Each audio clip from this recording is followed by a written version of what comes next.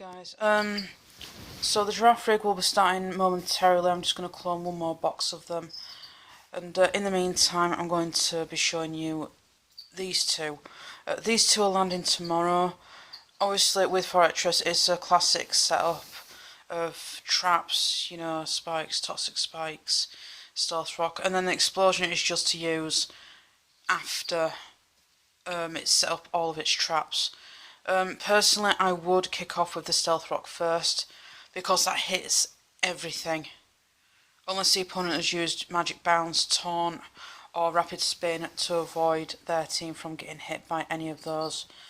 So, yeah, that's basically your, like, kick in the teeth before the opponent can even send his team out in battle, unless they can counter all of them.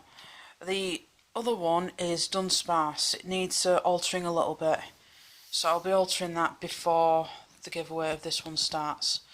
Coil to maximise defense and accuracy after using it 6 times.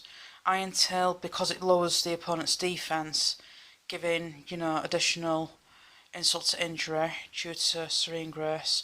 Roost for HP recovery, and Glare is to try and slow the target down, because, you know, the speed on this thing isn't very good at all, due to its its overall stats build.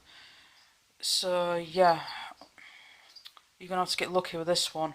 Either or, again, use Baton Pass to try and give it, you know, a boost in stats, so that it can, you know, have half a chance in battle.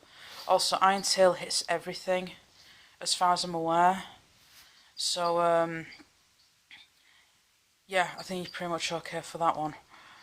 So, yeah, this Forretress has got max attack and max defense, you know, so that when you use Explosion will hit pretty hard.